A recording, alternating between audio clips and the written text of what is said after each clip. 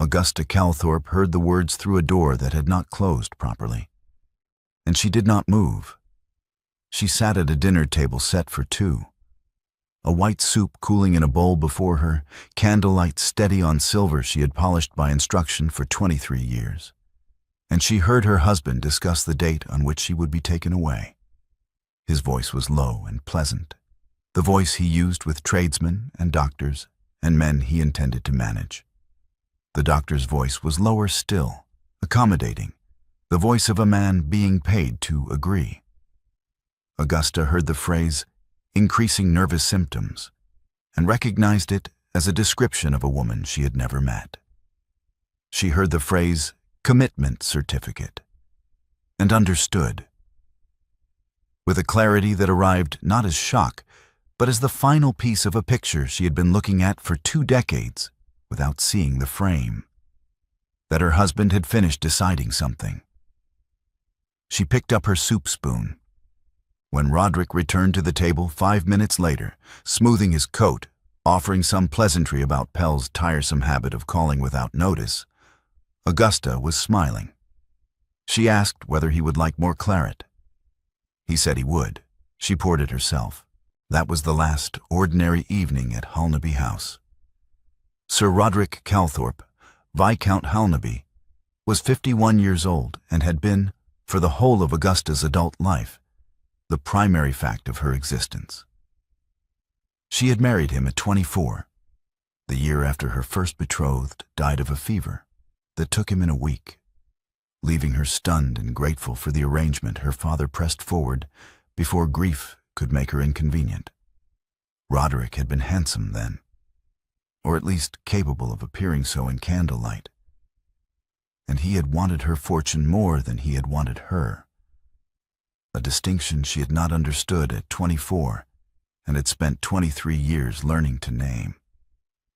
The £18,000 of her separate trust, settled by her father's will in terms that required Roderick's management only in the event of her incapacity, had been the unspoken subject of every significant conversation in their marriage. Augusta had known this for years. What she had not known, until the soup course of an otherwise unremarkable Tuesday, was that her husband had moved from wanting the money to arranging for the legal instrument that would deliver it. There had been one child, a boy, born too early in the 3rd year of the marriage, who had not breathed. She had not spoken of it since the week it happened. She had put on black for 6 months and then put on other colors and continued. That night, after Roderick had gone to his rooms, Augusta sat at her writing desk in the small sitting room she had claimed at the beginning of the marriage as a place he did not enter. And she worked. She drew a single sheet of paper toward her and wrote, in 2 columns, every person she knew of moderate influence or legal standing. The left column she headed, independent. The right column she headed, his. By 1 in the morning, the right column was full, and the left column contained 4 names. By 2 in the morning, she had eliminated 3 of those. 1 dead, 1 abroad, 1 connected by marriage to Roderick's club. The 4th name she had found, not through her own acquaintance, but through an obituary in a 3-year-old gazette she had kept for an unrelated reason. A notice for a Mrs. Dorothea Crane, late of Gray's Inn, whose affairs had been settled by Mr. Theophilus Marsden, solicitor, of the same address. What had caught her attention 3 years ago was a phrase in the obituary's legal notice: specialist in contested settlements and separations, that had made her fold the paper and put it in her desk without quite knowing why. She knew why now. She wrote the name on a separate piece of paper and folded it. Then she wrote a second piece of paper, a short list, 2 items only, headed next. The first item was Marsden. The second item was Linnet Vaughn. Augusta had known about Linnet Vaughn for 14 months. She had not known her name for the first 6 of those months. She had known only that Roderick was spending Wednesday evenings away from the house with an implausibility of excuse that suggested either a mistress or a debt, and that the quality of his linen on those evenings was better than his usual. She had found the name through the simple method of asking her lady's maid, who had asked the footman, who had heard it from the coachman. Linnet Vaughn, 29, Bloomsbury, the daughter of a linen draper who had died solvent and left her a house and a modest income. Augusta had done nothing with this information for 8 months. She had told herself there was nothing useful to be done with it. She had been wrong. She saw that now, clearly and without self-recrimination, because self-recrimination was a luxury she could not afford at 2 in the morning with a commitment certificate already drafted and a doctor already paid. She blew out the candle and went to bed and slept 4 hours without difficulty, which surprised her until she understood that the difficulty of the last 20 years had been the not knowing, and that was finished. 8 days later, Augusta stepped down from a hired carriage in Bloomsbury and presented her card at a narrow terraced house with a blue door and a window box of late autumn herbs. The maid who answered looked at the card, looked at Augusta, and withdrew without speaking. Augusta waited in the hall, which was clean and simply furnished and smelled of beeswax and something herbal she could not identify. She waited 4 minutes. Then a door opened. Linnet Vaughn was not what Augusta had imagined, though she could not afterwards say precisely what she had imagined. She was slight, dark-haired, with the kind of face that had been pretty at 20 and was becoming something more interesting at 29. Sharper about the eyes, more deliberate in its expressions. She stood in the parlor doorway and looked at Augusta with an attention that was neither hostile nor deferential, and Augusta recognized it immediately as the look of a woman who had spent years deciding quickly which category a new person fell into. "Lady Halnaby," Linnet said. She did not move from the doorway. "Miss Vaughn," Augusta replied, "I would be grateful for half an hour of your time. I have not come to reproach you. I have come because I need your help. And I believe you may find, when you hear me, that you need mine." Linnet stepped back from the doorway and gestured toward the chairs by the fire. They sat. Linnet did not offer tea immediately, which Augusta noted as a form of honesty. The woman was not going to perform hospitality until she knew what she was hosting. Augusta approved of this. She folded her hands in her lap and spoke plainly. "My husband is preparing to have me declared of unsound mind and committed to a private establishment," Augusta said. "He has engaged Dr. Pell of Harley Street, who has been paid, I believe, to provide the necessary certificate. The purpose is my £18,000 trust, which transfers to my husband's management upon my legal incapacity. I overheard the conversation between my husband and Dr. Pell 11 days ago. I have since engaged a solicitor, and I am in the process of building a case. What I require from you is a written deposition of any conversation you have heard my husband conduct regarding myself, my health, or his financial affairs, conversations he held when he believed no wife was listening." Linnet had not moved during this speech. Now she said, "You are not what he described." "No," Augusta said. "I rarely am." A pause settled between them. The fire shifted. Linnet looked at the grate, then back at Augusta, and Augusta saw the precise moment when the woman's calculation resolved into something else. Not warmth, not yet, but a kind of recognition. "He told me you were fragile," Linnet said, "that you had been unwell for years, that you misunderstood things, that a separation would distress you beyond what you could manage." She paused. "He said it with great concern." "He has been practicing that concern for some time," Augusta said. "I thought—" Linnet stopped. She began again. I told myself it was a private matter between a husband and wife. I told myself I had no standing to form an opinion. You have standing now, Augusta said. He used you to build a picture of a sick woman. Every conversation you had with him in which he described my condition is evidence of premeditation. You are not an accessory to anything he has done, but you are a witness to it, and I am asking whether you are willing to say so. The silence that followed lasted nearly a full minute. Linnet looked at her hands, then at Augusta, then at the window where the afternoon light was fading over the rooftops of Bloomsbury. When she finally spoke, her voice had changed, quieter, and with something in it that Augusta thought might be relief. He does not love me, Linnet said. I have known that for some time.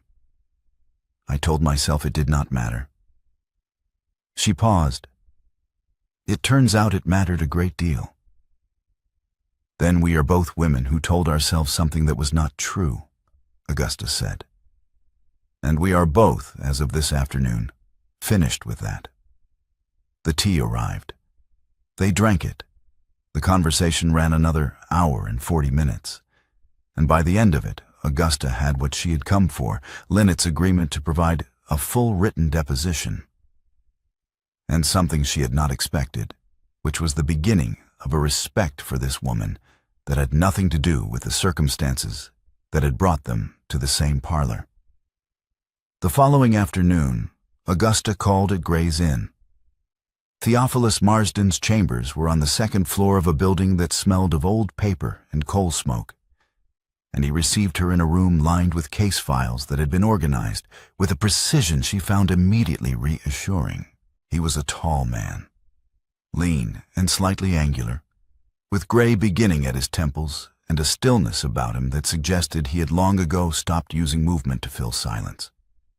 He read her initial letter of instruction, which she had sent the previous day, then set it down and looked at her across the desk.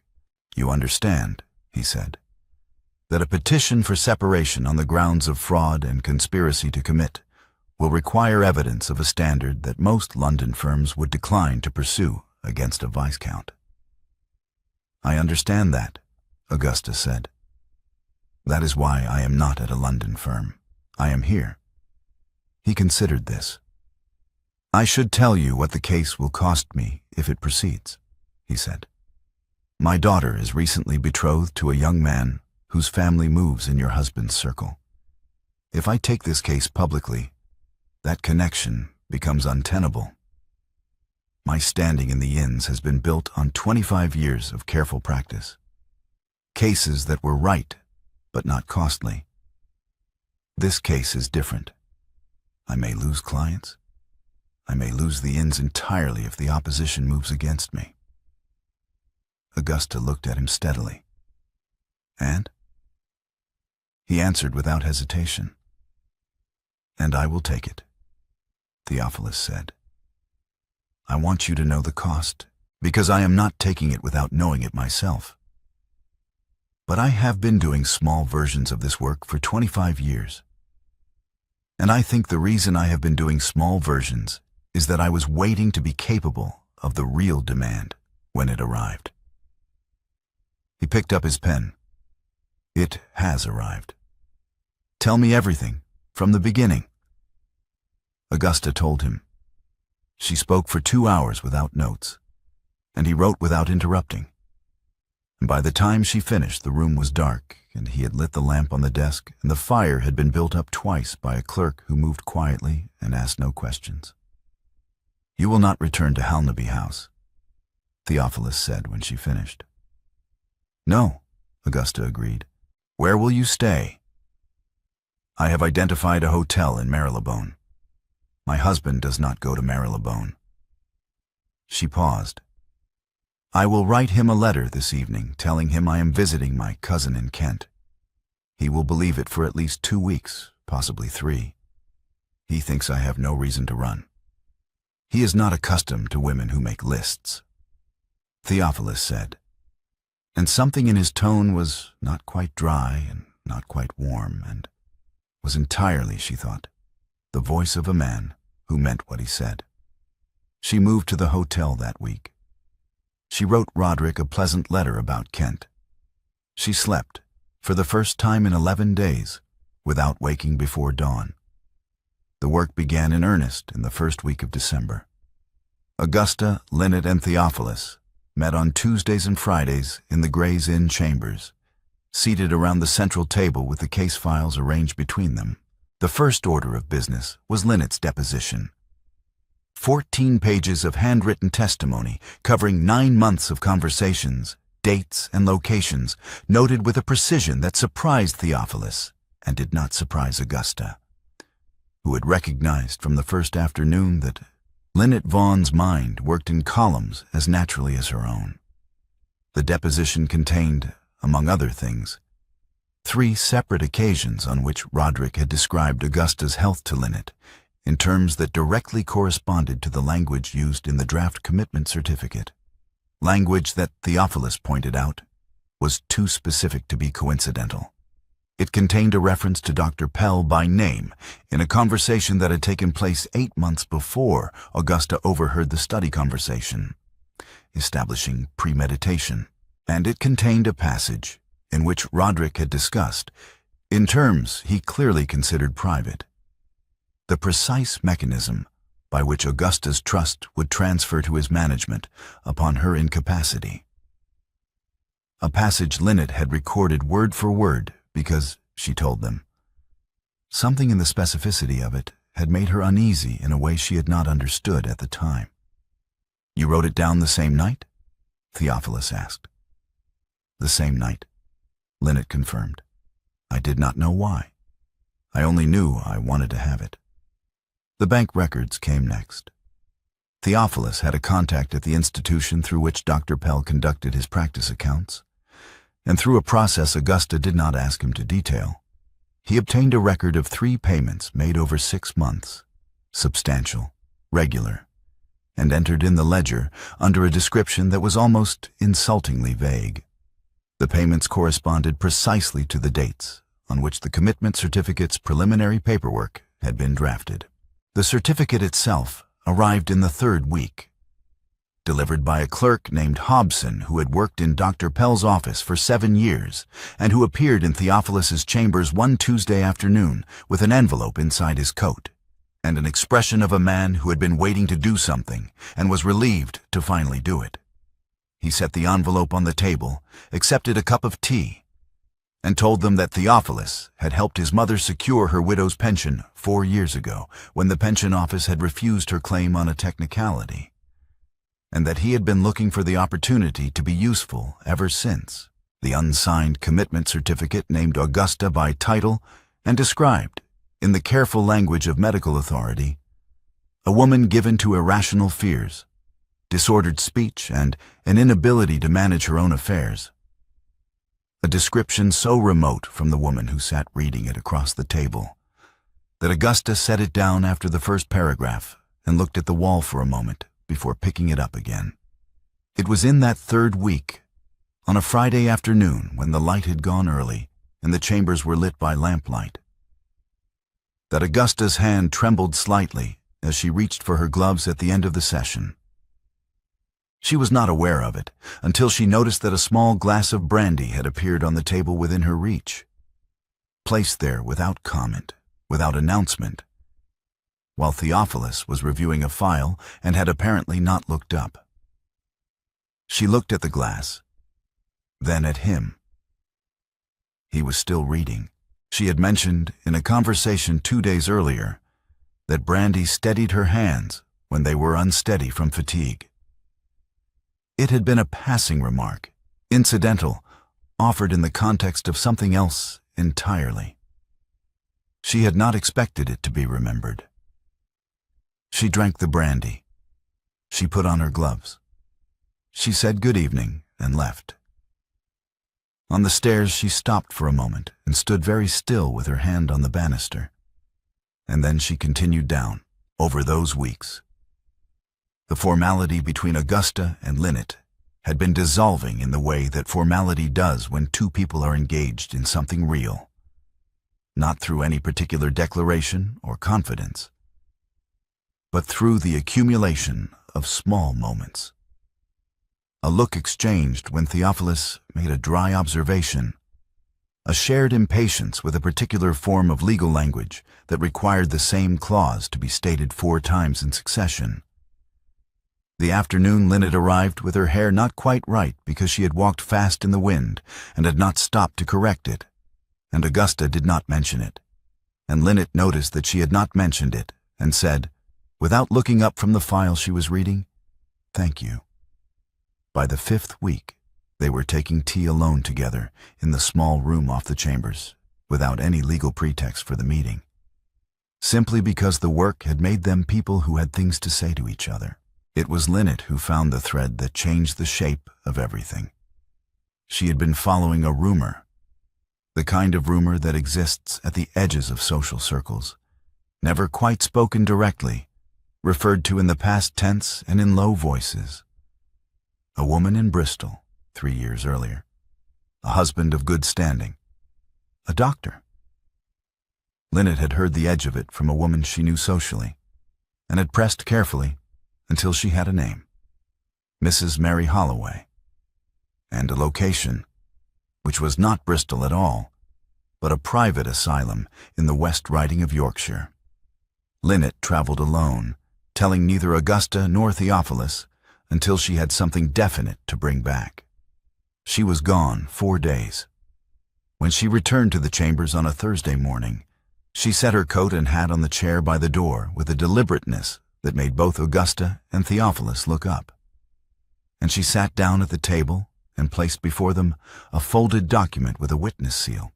"Her name is Mary Holloway," Linnet said. "She is 34 years old. She was committed to the Halford private establishment in November of 1852, certified by Dr. Pell of Harley Street as suffering from melancholic delusions and an inability to manage her own affairs. She has been there for 2 years and 7 months. She is entirely lucid. She knew who I was within 5 minutes of our first conversation, and asked, in the second conversation, whether I had brought a copy of the Lunacy Act with me, because she had been trying to obtain one for 18 months. Linnet paused. "Her husband's name is Mr. Gerald Holloway. He is a business associate of your husband's from the Bristol days. And her separate property, which was settled on her by her father's will, transferred to her husband's management, in full upon her certification." The room was very quiet. Augusta did not move. Theophilus set down his pen. "The same doctor," he said. "The same doctor," Linnet confirmed. "The same language in the certificate. I compared it with ours. The same payments in the same bank, though I had to work harder for those. And the same pattern. A wife with a separate trust, a husband who wanted access to it, a doctor who could be engaged to provide the mechanism." She unfolded the document.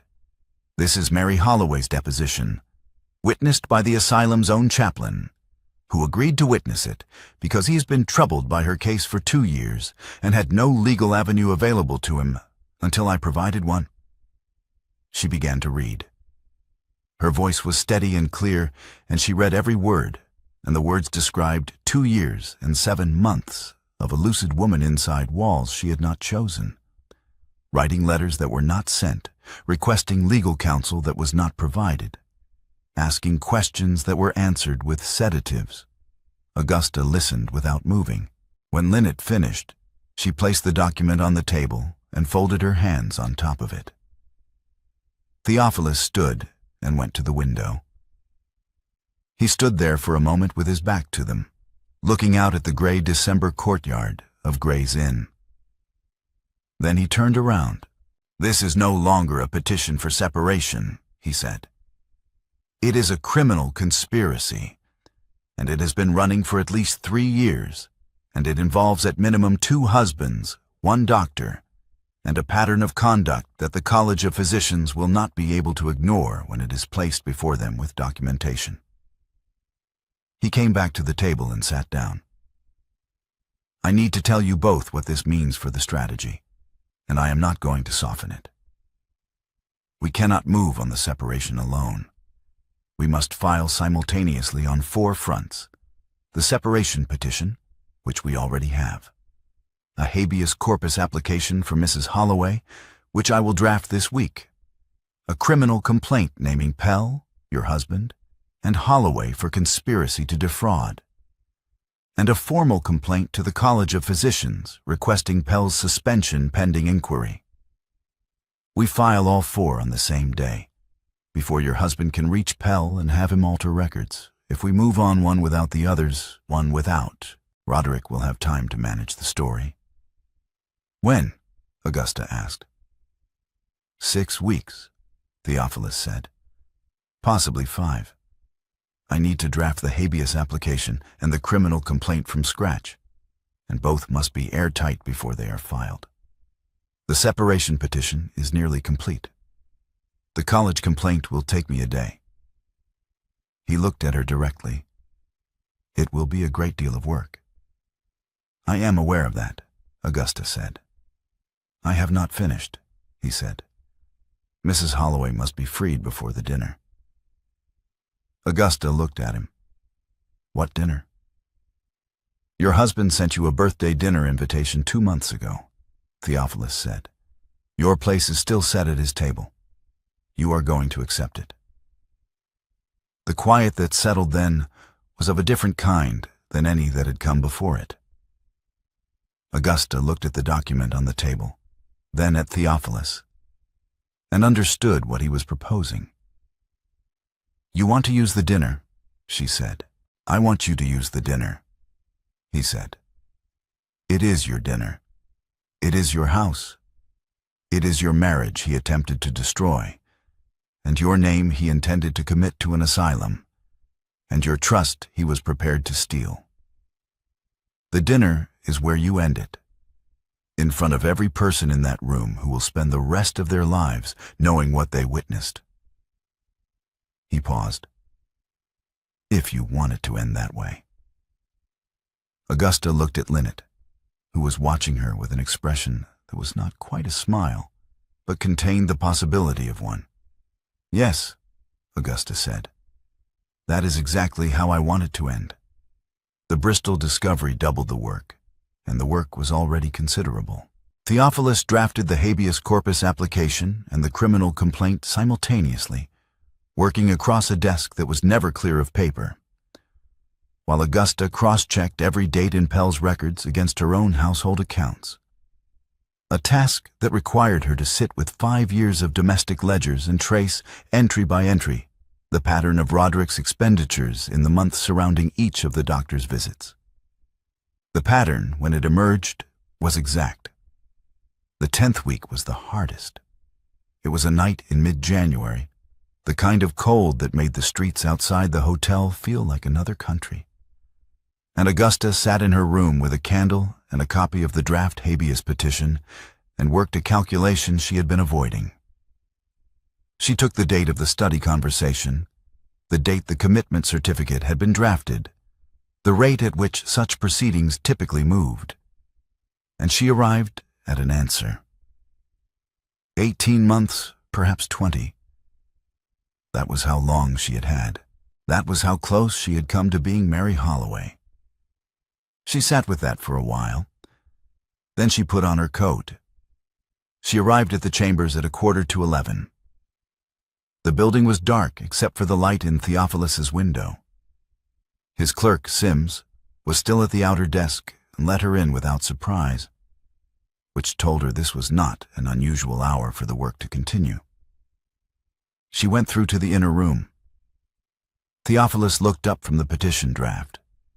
He took in her coat, her face, and the hour, and said only, "Sit down," gesturing to the small sofa by the fire. "I came to verify the clause about the certification date," she said. "Paragraph 4 of the habeas application." "I know which clause you mean," he said. "It is correct. I checked it this afternoon." He did not look back at the petition. "Sit down, Augusta." It was the first time he had used her given name. She sat down on the sofa by the fire. He came to sit beside her, not immediately, but after a moment, as though giving her the choice of whether she wanted company or solitude, and she did not move away. The fire was low and steady. She looked at it for a while. "I calculated tonight how long I had before it would have been completed," she said, "before the certificate would have been served and the proceedings begun." 18 months, Theophilus said. I made the same calculation in October. "I would have been Mary?" she said. "Yes," he said. He did not offer her a different version of that truth, and she was grateful for it. She was quiet for a moment. Then she said, "I had a child in the 3rd year of the marriage, a boy. He was born too early and did not breathe. I was alone in the room when it happened. The midwife had stepped out and my husband was not there. I have never wept aloud with another person in the room. I wept then, but I was alone." She paused. "I have never told anyone that before. I am not certain why I am telling you now." He did not speak immediately. He listened, which she had noticed from the first afternoon was something he did with his whole attention, not the partial attention most people offered while constructing their response. When she finished, he shifted slightly on the sofa and took her hand in both of his. Not a dramatic gesture, not a declaration, simply a hold, steady and warm, the weight of both his hands around hers. They stayed that way while the fire burned down to coals. Augusta did not speak again, and neither did he. And the quiet between them was not uncomfortable, but restful in a way she had not experienced since before she could remember. When the room had grown cold, she rose, and he rose with her. And she put on her coat and he held it for her. And she said good night and went out into the January dark and walked back to the hotel with her hands in her muff and her mind, for the first time in weeks, entirely still. He had not moved from beside the fire when she left. She knew this because she had turned once at the door, and he was still sitting with his hands resting on his knees, looking at the coals. 3 days later, a letter arrived at the chambers from the family of Theophilus's daughter's fiancé. The letter was courteous and specific. Rumors had reached their circle regarding Mr. Marsden's current case and its subject, and the family felt it necessary to inquire whether the engagement might be reconsidered. Theophilus read the letter at his desk, and then folded it and put it in his coat pocket, and went home to his house in Islington that evening, where his daughter Clara was at supper. He sat down across from her and told her everything. The case, the petition, the conspiracy, what it would cost him, what it had already cost him, and what the letter in his pocket contained. Clara was 24 and had her father's habit of listening without interruption. She heard him to the end. Then she was quiet for a long moment, and Theophilus watched her face and did not try to fill the silence. "I would not marry a man whose family required you to be smaller than you are," Clara said at last. "That is not a man I want." She picked up her fork. "Write them back in the morning. I will manage the rest." The engagement ended at her initiation the following week. The fiancé, to his credit, was more distressed than his family. The situation on Roderick's side had been shifting since the new year. He had sent a manservant to the Kent address Augusta had named in her letter, and the manservant had found no cousin and no Augusta, and had reported this back with the particular embarrassment of a man who has been sent to find something that is not there. Roderick had then begun asking, in the careful way of a man who does not wish to appear to be asking, where his wife was.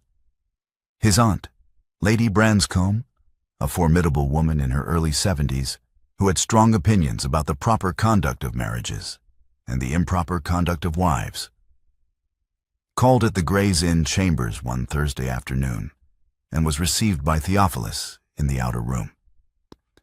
"I am inquiring on behalf of my nephew, Sir Roderick Calthorpe, as to the whereabouts of Lady Halnaby and the nature of any professional engagement you may have undertaken on her behalf," Lady Branscombe said.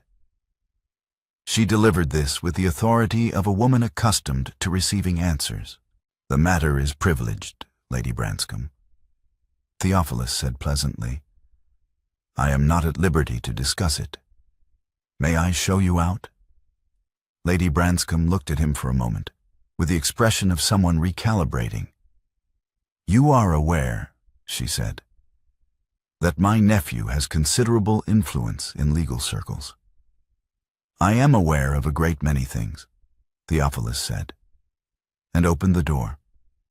The story had begun to circulate in drawing rooms by the end of January, distorted, incomplete, but spreading in the particular way that London stories spread when they involve a viscount and an absent wife and a solicitor of no social standing whatsoever. Roderick's version, Augusta gathered from Theophilus's reports, involved a wife in the grip of a nervous crisis who had been taken advantage of by an unscrupulous lawyer. It was, she noted, a version that required her to be exactly what the commitment certificate said she was. In week 8, on a gray February afternoon, Theophilus read Mary Holloway's Yorkshire deposition aloud into the formal record. The full document, every word, for the purpose of the criminal complaint. Augusta sat across the desk and listened to the chaplain's witness testimony describing Mary's condition, her clarity, her requests, her letters that were not sent. By the time Theophilus reached the final page, Augusta's hands were closed on the arms of the chair, the knuckles pale. Theophilus finished reading. He set the document down. He reached across the desk and placed his hand over hers, not the gentle, tentative gesture of someone uncertain of their welcome, but a firm, deliberate weight. A hand that said he was present and would not withdraw. He held it there for a long minute. Augusta looked at his hand on hers. And then she turned her hand under his and pressed it once. And he felt it and did not move. And neither did she. And the fire in the grate went on burning, and the February light went on fading through the windows of Gray's Inn. And that was the first touch either of them had chosen. They filed on a Thursday in the second week of February. Theophilus had been at the desk for 40 hours across 2 days. The petition spread across every surface of the chambers, Sims bringing coffee at intervals and carrying documents to the relevant offices as each section was completed. Augusta and Linnet arrived at 7 in the morning and worked beside him. Augusta reviewing dates and figures, Linnet organizing the supporting documents into the sequence Theophilus had specified. At 10:30, the final packet was sealed. At noon, Sims carried it to the court. Augusta wrote her acceptance of Roderick's birthday dinner invitation that afternoon and sent it by the evening post. The habeas corpus action for Mary Holloway was heard 3 days before the dinner. The judge, presented with Mary's deposition, the chaplain's testimony, and the bank records showing Pell's payments, granted the writ within the hour. Mary Holloway walked out of the Halford private establishment on a Tuesday morning, accompanied by Linnet and a hired carriage, and was installed in a cottage outside London with her sister, who had been trying to reach her for 2 years. Mary was small and thin and moved carefully, as people do when they have spent a long time in spaces where movement was restricted. She sat in the carriage with her hands in her lap and looked at the countryside passing outside the window, and did not speak for a long time. Then she said to Linnet, "Who is the solicitor?" "His name is Theophilus Marsden," Linnet said. Mary was quiet a moment. "Tell him," she said, and stopped and began again. "Tell him I would like to thank him when there is an occasion for it." "You can tell him yourself," Linnet said. "He will be at the dinner." Roderick's birthday dinner was held on a Friday evening in the second week of February at Halnaby House. The dining room lit with 40 candles and the table set for 20. The guests were the kind of people who attended such dinners, men of standing, their wives, 2 members of Parliament, a judge of the Common Pleas, and several individuals whose connection to Roderick was primarily financial. The footman announced each arrival. The room filled. The soup was brought. Augusta's place, at the far end of the table from Roderick, remained empty. Roderick sat at the head of the table and watched the door, and smiled, and spoke, and ate nothing. At 20 minutes past 8, the dining room doors opened. Augusta entered in dark blue silk, her hair dressed simply, her pace unhurried. She did not look at Roderick immediately. She looked at the room, at the 20 faces turning toward her, at the candles, at the table she had ordered laid for 23 years. Then she looked at her husband. Roderick rose. His face was the color of the white tablecloth. Behind Augusta, Linnet Vaughn entered the dining room. The room understood instantly, not the particulars, but the shape of the thing, and the shape was damning. A murmur moved through the guests and stopped. Behind Linnet, Theophilus Marsden entered carrying a leather folio, and the room went entirely silent. Augusta let the silence stand for a full 10 seconds. She had planned this moment with care, and she had planned to let the silence do its work before she spoke, because the silence was already saying something. That these 3 people had arrived together, prepared, and that nothing about what followed would be a surprise to any of them. "Ladies and gentlemen," Augusta said, "I apologize for the interruption to your evening. I will not take long." She turned to Roderick. He had not sat back down. He stood at the head of the table with his hands at his sides. And for the first time in 23 years, Augusta looked at him without managing her expression at all. "My husband," she said, "has spent the better part of 2 years arranging to have me certified as a person of unsound mind and committed to a private establishment. He engaged Dr. Pell of Harley Street to provide the certificate, paying him in 3 installments over 6 months, the records of which are now in the possession of the court. The purpose was my separate trust of £18,000, which would have transferred to my husband's management upon my legal incapacity." She paused. "This is not a new scheme. 3 years ago in Bristol, a woman named Mary Holloway was committed to a Yorkshire asylum by the same doctor under identical circumstances, at the instigation of a business associate of my husband's. Mrs. Holloway was released by habeas action 4 days ago. She is in London tonight." The room had not moved. One of the parliamentary guests had set down his wine glass. The judge of the Common Pleas was watching Augusta with an expression of concentrated attention. Theophilus stepped forward and opened the leather folio. He placed 3 documents on the table, one at a time, in the deliberate sequence they had agreed upon, and spoke each document's identity as he set it down. "The criminal complaint filed this morning," he said, naming Sir Roderick Calthorpe, Mr. Gerald Holloway, and Dr. Edmund Pell, for conspiracy to defraud by fraudulent commitment. He set it down. "The petition for separation, granted by the court on the 12th of February, uncontested." He set it down. "The notice of suspension issued by the College of Physicians to Dr. Pell, pending inquiry into his conduct in the matters of Mrs. Augusta Calthorpe and Mrs. Mary Holloway." He set it down and stepped back. Roderick said, in a voice that was almost steady, "Augusta, you are—" "I am not unwell," Augusta said. "I am not disordered. I am not fragile. I am not any of the things you described to your doctor, or to your mistress, or to your aunt, or to anyone else you required to believe a particular story about my mind. She looked at the room, at the 20 faces, and her voice was clear and entirely calm.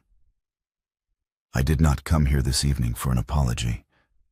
I came so that no one in this room, no one who sits at this table tonight or speaks of this evening afterward, could ever say they did not know, could ever say they were not present, could ever say that what happened to me happened in the dark. She turned away from her husband's face and walked toward the doors. The room did not speak. Linnet fell into step beside her. At the doors, Augusta stopped once and looked back. Not at Roderick, but at the table, the candles, the 20 faces, the room she had managed for 23 years. And then she walked through the doors and did not look back again. Theophilus followed, the folio under his arm. Before she had left the house that evening, before the guests had arrived, before Roderick had come down to the dining room, Augusta had gone to the mantelpiece and placed 2 folded notes there, side by side, addressed in her own hand. They were brief, identical, written with the same pen and the same ink, and they said only, "Notice has been served." The footman found them an hour later, after the room had emptied and the candles had been snuffed, and Roderick had been arrested in the street 2 blocks from Dr. Pell's house, where he had been attempting to arrive before the night was finished.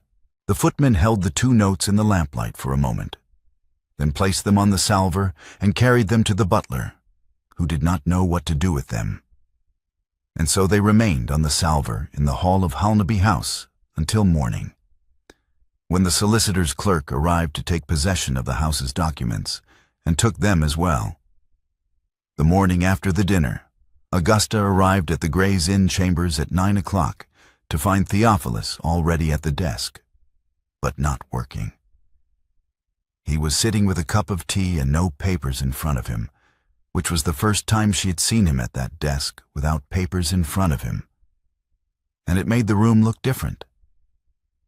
Larger, quieter, as though it had been cleared of something. The petition was granted. The criminal charge was filed. Linnet had departed the previous evening for Antwerp, where she had family and where Augusta had insisted, over Linnet's protests, on providing a settlement from the first disbursement of her trust. Enough to establish herself, enough to choose. Mary Holloway was in her cottage with her sister, and had sent through Theophilus's clerk a note that contained only 4 words. "I am outside now." "You are leaving for Bath today," Theophilus said. "This afternoon," Augusta confirmed. "I have taken a small house there under my maiden name. Mrs. Augusta Pierce." She paused. It seemed appropriate to begin with the name I had before. She sat down across from him for the last time in this configuration. The 2 of them at this desk, with work between them. There was no work between them now. The desk was clear. "What will you do?" she asked. "With the practice?" "Rebuild it," he said without particular distress. "I have had inquiries already. 3 women whose cases I declined 2 years ago because they were too costly to my standing. I wrote to them last week. They have all responded." He looked at his tea. "It turns out that being willing to do the thing that is actually required is a reasonable foundation for a practice." "And your daughter?" "Clara is well," he said. "Better than well. She has taken up residence with a friend and is studying medicine, which she apparently intended to do for some time and did not mention because she thought the engagement would make it impossible." He paused. "She is not wrong that it would have." Augusta looked at him. He looked at her. The morning light came through the windows of the chambers and lay across the clear desk between them. "I do not know yet what kind of woman I will be in 6 months, Augusta said. "I have spent 23 years being a particular kind of woman, and I am finished with that, and I do not yet know what is on the other side of it. She stood and picked up her gloves. "But when I have had some months in Bath and have been Mrs. Augusta Pierce for long enough to understand what that means, I would like to write to you about it." Theophilus stood. "I would like that," he said. "Very much." She was at the door when she stopped. She stood for a moment with her hand on the frame, and then she turned and crossed the room back to him, not quickly, not with hesitation, but with the deliberateness of a woman who has decided. And she kissed him once, slowly, without urgency, with both her hands against his chest and his hands coming up to hold her arms. And it was not a declaration or a conclusion, but a beginning placed carefully on a shelf, to be taken down when both of them were ready. She stepped back. She looked at him once, directly, and saw that he was entirely present, not surprised, not managing his expression, simply there. "Write to me when you have settled," she said. His answer was quiet and certain. "I will," he said. She went out. He heard her footsteps on the stairs, steady and unhurried, and then the street door, and then silence. 8 months of letters followed. They began formally. "Dear Mr. Marsden, dear Lady Halnaby," and became, over the course of the autumn, something else entirely. "Dear Theophilus, dear Augusta." She wrote about the house in Bath, the garden she was learning to manage, the neighbor who had introduced herself as Mrs. Pierce's predecessor, and spent an afternoon telling her the history of every family on the street. He wrote about the practice, about Clara's first term at the medical college, about a case he had taken in September that involved a contested will and a woman of 72 who had more legal acuity than most of his colleagues and twice their nerve. He wrote, in October, about a jar of preserved lemons he had found at a market that tasted exactly right. She wrote back, in November, that she was glad. In late September, Theophilus came to Bath for 3 days. He remained 9. The small drawing room of the house in the evenings, the fire lit, Augusta reading aloud from a novel she had recommended in one of her letters, while Theophilus sat in the chair opposite and listened with the same whole attention he had given everything she had ever said to him. On the 6th evening she closed the book at the end of a chapter and set it on the table beside her, and looked at him across the room, and he looked back at her. And then he rose and crossed to where she was sitting, and she took his hand, and he extinguished the lamp. The next image is morning. Late summer light through open windows, the smell of the Bath garden coming in, 2 teacups on a single tray on the low table. On the writing desk in the corner, a half-finished letter in Augusta's hand, the ink still fresh, addressed to a cottage outside London. It began, "My dear Mary, you will be glad to hear." The 2 notes of the title, transformed. No longer a husband's instruction, whispered to a woman he had used, carried in secret across a city to the wife he intended to erase. These are a woman's own words, written in her own house, under her own name, in the full light of a morning she had chosen, to a friend she had found in the ruins of a man's deception and kept for her own. Notice had been served. The rest was hers.